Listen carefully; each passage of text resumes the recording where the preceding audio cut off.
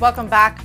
A violent crime can happen to anyone. The Coral Gables Police Department is committed to supporting and empowering victims. The department recently honored crime survivors, those who support them, and those who create awareness. Liane Morejon was there and has this story. That's right, Belkys. The city recently took part in National Crime Victims Week, and we were here at the Biltmore Hotel when they held their annual breakfast. We were able to catch up with one victim who's taking her plight to the public. Fairness, dignity, respect. Those were the key words in this year's National Crime Victims Week breakfast. Together with the Office of the Florida Attorney General, local advocates for victims' rights organized this annual event to honor victims of crime and recognize those who help them. We want victims to know that there's resources, there's help out here, there's community and police advocates that can assist them in the aftermath of victimization. Families of victims were present, expressing their emotion and gratitude for the help they've received. One of the bravest, Julie Weil, who received the Stamp of Courage Award, honoring her spirit of valor after surviving a very violent crime. My children and I were abducted from my daughter's preschool back in October of 2002. And that day, a man held us hostage. He raped me 4 times in the presence of both my children. He robbed me, he beat me, and walked away.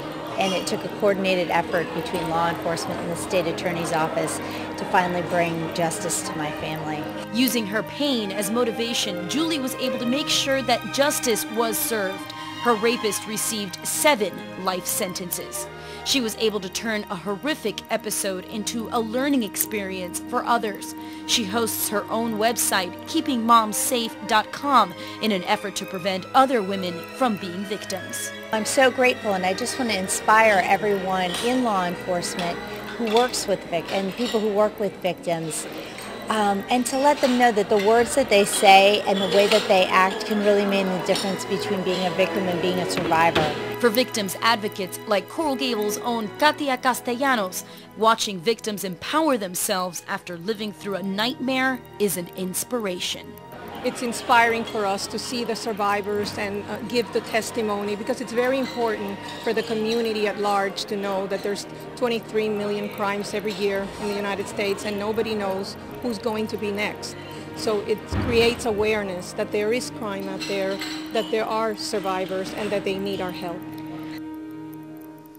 And if you need information on how you can get help from our own Victim Witness Unit, you can call them at 305-460-5442. They're located on the 2nd floor of our police department. For Coral Gables Now, I'm Liane Morejon. Now back to you. Thanks, Liane. And sometimes the youngest victims fall under the radar, but there is a program that is becoming a powerful voice for abused and neglected children. Sonia Ferrer is the executive director of the Guardian Ad Litem program, and she joins us today to give us more information on how that program works. Thank you so much, Sonia, for being here. Thank you for having me. So tell us a little bit about Guardian Ad Litem and how does it actually work? Our program is a state organization that is funded partially through the state, the county, and we also have a nonprofit arm called Voices for Children Foundation that raises money in the community with different events that they have. They write grants for us, and they fund over half of our staff. Wow. Really, we would not be able to do the work that we do without their support. And how we work is we really work as a team with lay volunteers from the community who become that voice for the child. So is this, when you say the voice for the child, in what situation would a child need someone to be with them? Because you would think that the parent or some other family member would step in at that point. Right. It's cases of children who have been abused, abandoned, or neglected and have been removed from their parents.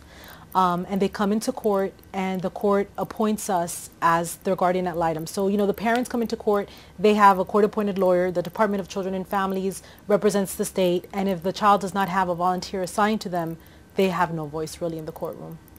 So what happens then? What are the things that you're looking for when you are appointed to a child? What do you try to do for the child?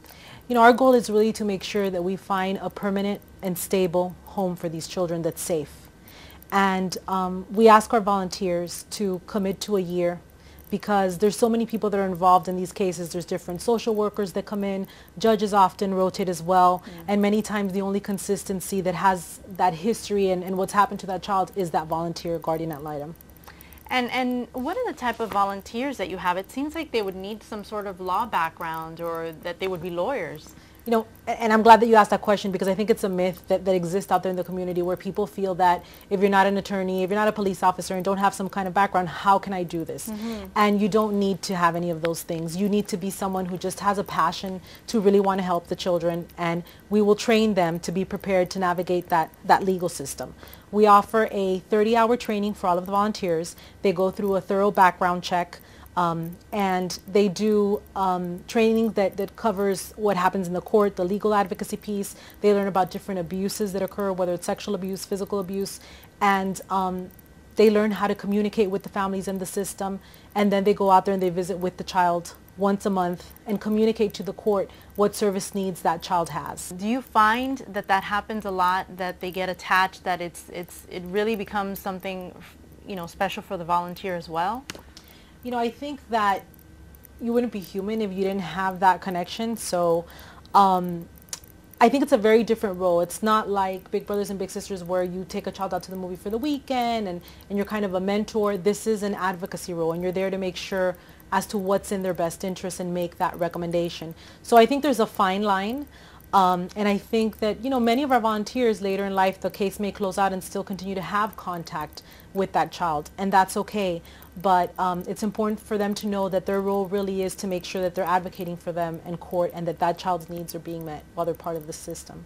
And you've got how many volunteers in Miami-Dade County? 417 volunteers right now. So that's a lot, and I'm sure you would need more anyway because of the caseload.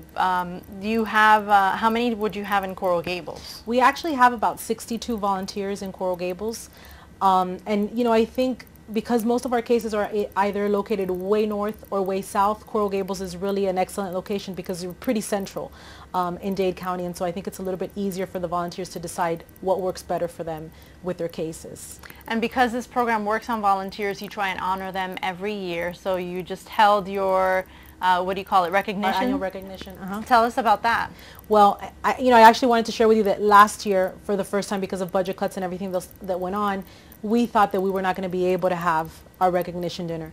And we spoke to one of our board members who works for Citibank, and she spoke to the branch manager for the Citibank in Coral Gables, and she said, you know, there's no way, this is such a great organization, we will pay for that event, we will honor your volunteers at our bank. And we had the great reception both last year and this year that just passed. And I think it's wonderful that they're able to give back to the community that way. And it's great because, you know, although we don't get any kids more or less that are in Coral Gables that have that, but at least there's a Coral Gables connection, and that residents are wanting to help and really give back to kids that are less fortunate in this case. Yeah, and I think many of the parents, you know, teach that, instill that in their children too, because their children may not have a lot of the issues that these children face, and it's important for them to see that their parents are involved in this philanthropy and that it's something that they work on, and hopefully when they grow up they'll want to be part of that system that helps as well. Well, thank you so much, Sonia. Really nice program, and I wish you the best of luck. And if you want more information on the Guardian Ad Litem program, if you want to get more information on how to volunteer, you can always call 305-638-6861. And there's still much more to come on Coral Gables Now. May is the month where we honor our mothers. We'll have some tips on getting her the perfect gift. A UM student experienced what it's like to live in post-earthquake Haiti right on the university's campus.